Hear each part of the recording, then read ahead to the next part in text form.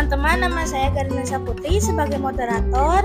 Alhamdulillah narasumber kita Pak Agus sudah hadir di depan kita. Baiklah, jika ada yang mau bertanya silahkan acungkan tangan terlebih dahulu.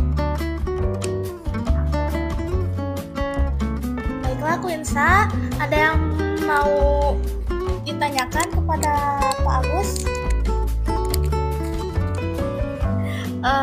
Aku mau nanya Pak, apa sih hukum sakit hati kepada orang tua? Bagaimana cara menyikapinya?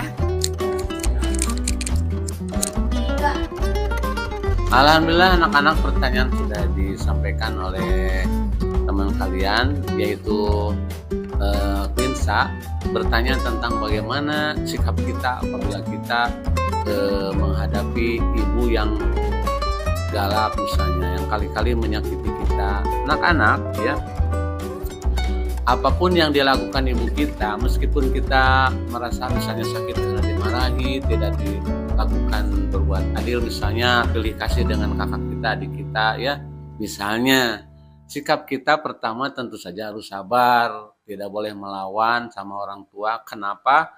Sejelek-jeleknya misalnya dianggap jelek oleh kita, ibu kita tetap pasti dasarnya sayang kepada kita. Itu yang harus diyakini. Kita harus meyakini bahwa tidak ada seorang ibu yang benci kepada anaknya Quinsa ya. Pasti itu hanya perasaan kita saja, pasti kita hanya salah paham saja.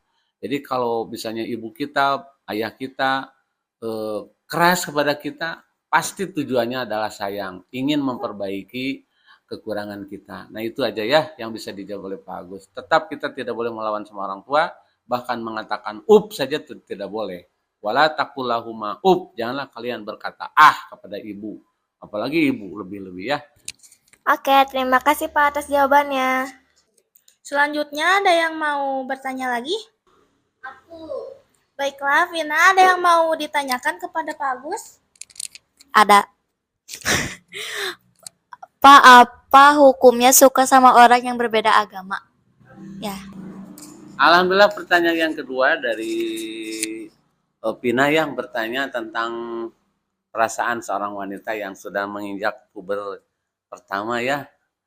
Bagaimana menyukai orang yang berbeda agama atau menyukai atau ada yang menyukai beda agama? Dua-duanya. Nah, kalau misalnya kita sebagai muslimat disukai oleh laki-laki, siapapun bebas yang menyukai kita ya.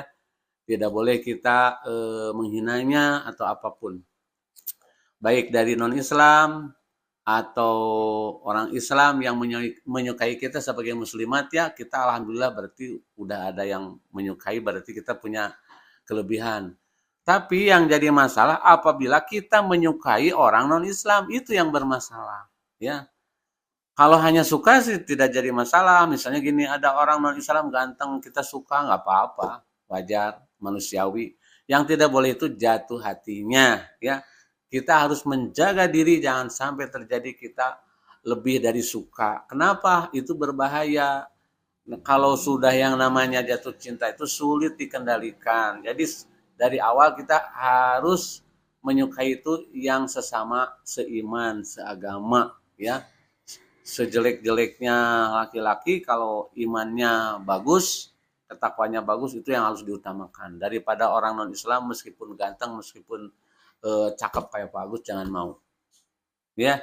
Demikian. Baiklah Pak Agus, terima kasih atas jawabannya. Selanjutnya apakah ada yang mau bertanya lagi? Tidak. Aku Pak Agus, apa hukumnya kita kan orang kan? Nah, obsesi dengan orang lagi, tapi lebih parah gitu Pak, ngerti gak sih? Raya yang telah bertanya tadi tentang bagaimana hukumnya ya apabila kita terobsesi oleh seseorang, terutama lawan jenis. Terobsesi itu sendiri artinya adalah terlampau perhatian gitu ya, terlampau perhatian, jadi pacar lah istilahnya gitunya. Bagaimana hukumnya seperti itu? Nah, anak-anak kalian kan sebagaimana Pak Agus tadi sampaikan, kalian itu sudah mulai masa-masa pubertas yang ke-1, wajar ya. Kalau kita misalnya memiliki perhatian yang serius kepada seseorang, apalagi lawan jenis. Justru di saat inilah kita harus waspada ya. Jangan sampai terjadi kita dikuasai oleh diri kita, tetapi harus kita mampu menguasai diri kita. Paham tuh? Jangan dikuasai oleh nafsu, oleh keinginan, tapi keinginan dan nafsu kita harus dikuasai oleh pikiran yang sehat gitu ya. Maksud Pak Agus begini, jangan terlalu lah kalau menyukai seseorang, jangan terlalu dikendalikan. Kita minta perlindungan kepada Allah, jangan sampai terobsesi ya. Kenapa? Karena kita belum matang, kita masih kecil, masih puber yang pertama, diredam aja oleh kita ya. Demikian jawaban, semoga tidak puas.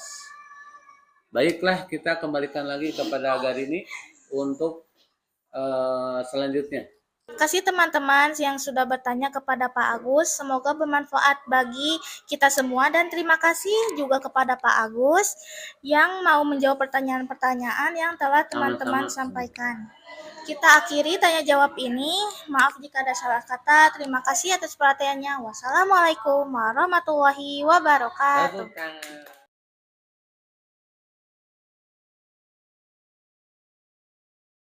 Assalamualaikum warahmatullahi wabarakatuh.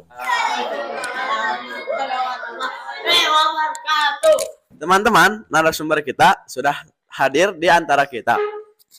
Apakah kalian ada yang mau bertanya? Silakan Pak, dipersilakan untuk bertanya.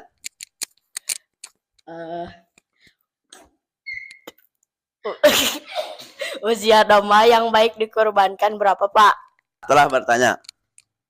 Yang lain ada yang mau bertanya?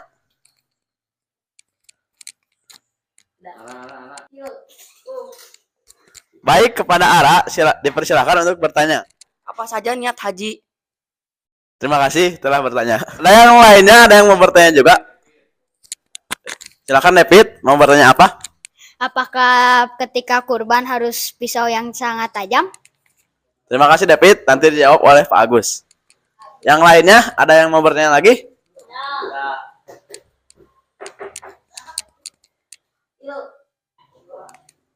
Baik, Rehansah dipersilakan untuk bertanya. Pak, lebih baik masuk ke SMP atau pesantren? Terima kasih telah bertanya. Adit, apa kamu mau bertanya? Mau. Persilakan, Adit. Hukum berpacaran apa, Pak? Terima kasih teman-teman sudah bertanya. Sekarang mari kita lihat jawaban dari Pak Agus. Setelah anak-anak sudah bertanya ke Pak Agus, pertama tadi dapat pertanyaannya, buat kurban dengan kambing harus usianya berapa ya? Minimal yaitu 1 tahun ya, harus pakai kurban. Jadi jangan terlampau kurang dari 1 tahun. Misalnya baru 6 bulan tidak baik untuk dikurbankan. Terus atau sampai 1,5 tahun. Terus Ara, tadi siapa? Ara ya? Ara bertanya tentang apa tadi, lupa lagi Pak Agus. Niat haji, niat itu tempatnya di dalam hati ya, niatnya dalam hati. Niat kita lagi. David bertanya tentang apakah kalau ketika kurban harus.